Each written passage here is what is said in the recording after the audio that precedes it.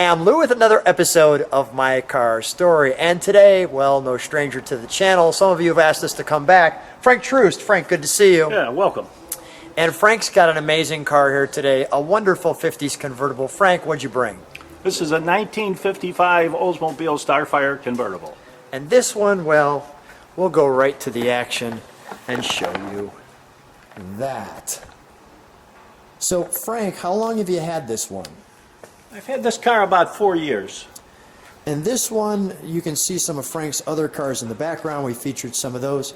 So now this is for your collection. This is a relatively new one. Yes, it is. And normally I'm looking for Chrysler products, 57 to 61. But this car was just so nice when I saw it. I had something similar when I was about 18. And I just couldn't resist. And then the unusual options that it had. So let's take a look at the front. Now, you kind of have an interesting story that I'm going to let you share with me. Come on up here. Thank you. You have a reason why you have all these cars. Tell me that story about when you were trying to get your driver's license. Well, when I was the youngest in my class in high school, not a good student. And so I'm the last to turn 16 and be able to take my driver's test. And I was very anxious to go over to the driver's license facility, and so my dad took me, I think, the day after my birthday, and I took the test and promptly failed. So then I went back as soon as I could, which was another week. I went with my dad, took the test, and again I failed. So now the pressure was on. Because if you fail a third time, don't you have to wait for a while? You had to wait for a year. So it was the driving test I was failing, not the written test. But there was a reason. What happened in the driving test in that one? Well, they were just, in my opinion, silly things. In the one case, I was driving the car, and somebody is starting to walk across the street in the middle of the block. So I probably slowed down a little, but I honked the horn. And the instructor didn't think much of that. I guess he felt I should have stopped the car instead. So that got you in the passion of getting cars, is because it was so difficult to get your driver's license? Well, license. once I had my driver's license, and then it was a struggle to get a car, and then once I got the car, not one would never be enough. I would feel insecure. So, so you've made up for it. You've done all right. And the Starfire is the top of the line, because there was an 88. And right. there was a 98. Correct. And then the one in the middle was the Super 88. The 88s had a shorter wheelbase. The 88 had a smaller motor. The Super 88 had the larger motor from the 98. And then the 98 had the larger motor. And if it was a convertible, they called it a Starfire. And in this Starfire, one of the things that's great about your collection too is you like to collect the paraphernalia, the ads from the time period, etc. So let's go right to we've got single exhaust there, and you can see the 98 listed there. Let's go to our trunk treat, shall we? These bullet rocket-like tips here. Yeah, they use this body style. 54 to 55 were pretty much the same. 54, 5, and 6 were pretty much the same. In 57, they changed it somewhat. It was still the same basic body, and then in 58, looked completely different. And this is the actual brochure. That is. Can we pull that out? I'm going to let Sure. you flip through it. I'm going to take my time. Now, what is this? Well, the brochures are easy to find. They're maybe $25 for just about any This is not just your typical brochure. No, that is not. In fact, I'm guessing almost everything here is in here. I would guess that. So this was the brochure for the car. I think it opens this way. It shows you Here's the model. And those are the Super 88s up there. They made 3 convertibles, actually, an 88, Super 88, and then the 98 Starfire. Here's yours, just in all one color. That's it, which was unusual at the time. Most Right. cars then were Look like two-tone. this. They did a two-tone. That's right, but they pictured some with a solid color. And it says spectacular Well, is the word for Oldsmobile's 98. I would agree with that. And you were sharing when you saw this car, sometimes people will ask me, they'll say, Lou, can we flip that all the way over? Because I'm guessing the whole other side. Yeah. They ask me, they say, Lou, what are some of the factors? Okay. this way. They say, Lou, what are some, well, actually, it kind of goes both Yeah, ways, right, but right. they say, what are some of the factors? I said, well, usually the car has to have one of two things. It either has to have what I call the wow factor. That's kind of interesting. I'm going to go there and get you some of the details to the Rocket 202 engine. You can go slow enough to I'm pause. usually looking at cars. I want cars with some bling. I want cars, you know, that are unusual. That there aren't 4 others just like it at the car show. I like them to find them in very good condition, not #1 fresh restorations because I drive all my cars, but in very good condition, especially the body and paint. Mechanical things we can deal with. So I might add those brochures you're looking at, which I think all of them from the 50s, those were all artist illustrations of the cars. They had cameras back there and could have used photographs in their brochures. The reason they did not do it is they could embellish the pictures by having illustrators draw the cars. Where it was only much later, they got the wide-angle lenses and things for cameras, and therefore they could embellish the looks of them using a camera. Gotcha. But that came later. Okay, so I'm gonna, while you're folding that up, I'm gonna take the time to go through. We've got the little Starfire model, exactly your colors. Yeah. That was too cool, with a little drive-in theater look. Right. And while you're putting that together, I'm just gonna feature some of. That was the factory dealer's book. So Wow. every dealer would have got books like that, a limited number because they would have been expensive, that would have had all the options and upholstery choices and colors are all in that book. And I'm not My go- friend Noel got me that book. He was at Really? the car show over in Sweden, and there was a vendor that was selling it. The books of that type, the dealer books, extremely difficult to find, and when you do, they're usually quite expensive. So, And this is I from. was tickled to death. Yeah, I'm tickled. And this is from Sweden, of all places. yeah, I mean, that's they're what not we here found in the it over States. there. You know, they're big American car Yes. collectors over there, from cars of Yeah. the 50s and 60s. I'm not going through all of the facts, but I'm giving you some Yeah, towards the feel of back it. there, I think there's the upholstery Samples? color samples. You can see colors and fabrics. Colors and fabrics. So, Wow. you know, if you want to know if your fabric is correct, Wow. or you're ordering a reproduction Look at little cloth or stars. something, you can take a look at that and see if what you're looking at is correct.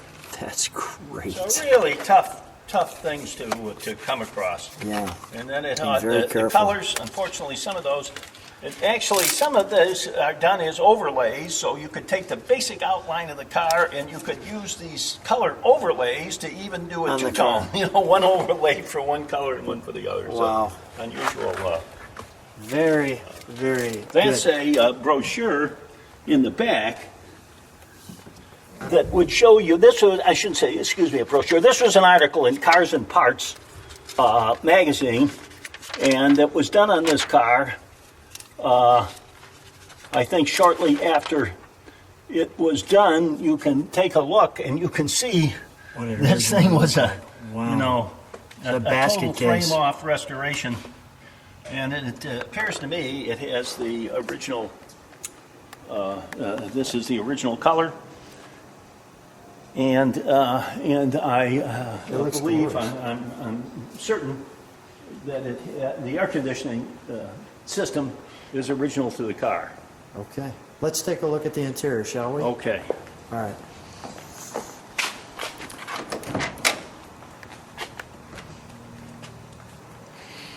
That's wonderful.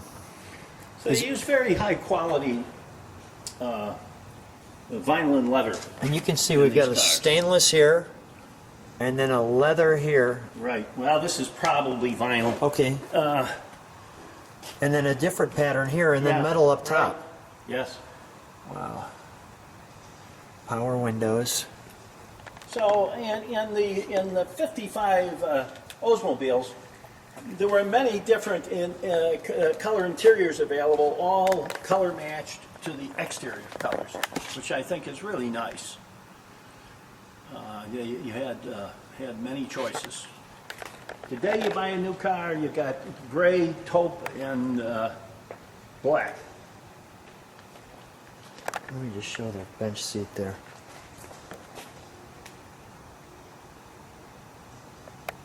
Glorious. And we get a power seat, I'm seeing. Yes. Wow. Wow, wow, wow. Probably standard, the power windows and the four-way power seats Now you on me- the 98. You mentioned some of the special options on this car. I'm noticing, what do they call this, an Autotronic eye or something? Was that what they called it? The different makers had different names. I think GM used, the Autotronic eye. You'll Autotronic see eye. the control over there where there is an adjustment on it, I think, that brightens and dims the headlights based on oncoming traffic. And you can adjust it, I think, for distance, or you can turn it off. On the later cars I've had that have had these, and they use these for a long time, you could never turn them off. And sometimes they developed a mind of their own, which was annoying. A mind of their own. So you can see the air conditioning vents are built into the dash. It wasn't until much later, like on Fords, that they actually built the air conditioning into the dash. They usually just hung the air conditioner on under the dash, and the vents weren't built in. But I would guess Oldsmobile started building in the air conditioning vents in the dash in probably 54, but I could be wrong. So one of the things, we're going to take a look under the hood, but while I've got you right here, so you drive them all, which is I do. great. Yes. What's the reaction when you're driving this one? Well, it gets a lot of attention. I think that the color, the turquoise and Yeah. white, when the top's down, and you can see the turquoise and white interior, so I get a lot of thumbs up and smiles and things. I don't get any more too many people saying I used to have one as a kid, because I think most of those people are dead. Okay, all right. That's leads into your other business. Yes. We'll open up the. I thought my license plate on this was interesting. I collect some odd license plates, but I thought that was really, really neat. I bought it as a swap meet. It wasn't really expensive, but that would indicate whoever had that originally was the Chief Justice of the Illinois Supreme Court. So that gets me a little respect. People ask me sometimes, are you an attorney or something? So that gets you through the Illinois drivers. Not going to Well, let you yeah. get your driver's license That would anymore. have been nice to have at the time. Yeah, if you would have had that, you would have passed on the first time. Just honk at everybody, no problem. So people, when I open the hood, they look at this and they wondered what the heck all this plumbing is Yeah, here with look- the copper, and they asked, "Did you put that in?" And and no, that's the factory air conditioning. The plumbing, you can see the compressor, big compressor on these earlier systems. Interesting thing on the air conditioning and the heater were separate systems. They had their own blowers. Really? So you could actually have the air conditioning and heating on at the same time. Now that's And, interesting.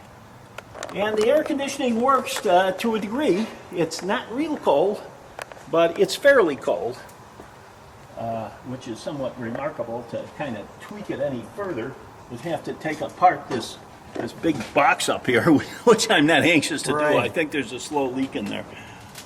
So here's your air conditioning box, as you called it. Yes, right. Wow. And I see the Oldsmobile Rocket listed in there. And we can see our carburation. That looks great. Is there a Usually I call it a here it is. This is what I'm looking for. I was going to say a fender tag or something. It's right here. To me, if you let's see if that's I don't know if those were the original rivets or not. A lot of times they restore a car, they'll take that Yeah, off no, that and then looks they'll put looks it back like on. And that then looks they'll- like they kept it all there. They might have they'll use something incorrect. just added a little Attach paint it. to it. Well, while we've got the hood open here, let's fire it up. Let's shut the trunk for a moment because I'll be back there. Okay. We'll step on the brakes just to show those tail lights, and we'll give it a rev or two, and then we'll shut it down.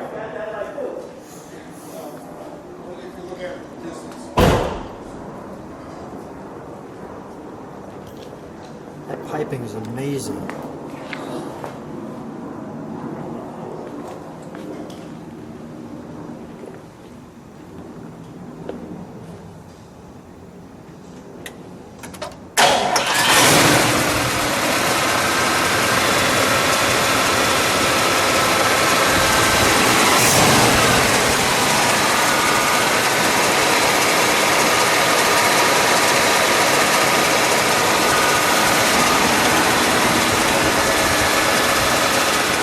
A little exhaust note. I also noticed the light there. That's the emergency brake. Yes. Okay, that light there. Looks like you've got a custom lighting package too. You can see Well, right here. no, that I would That guess just- that was standard entryway lights. Yeah.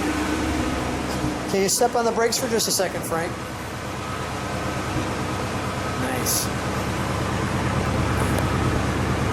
Go ahead, give it a rev.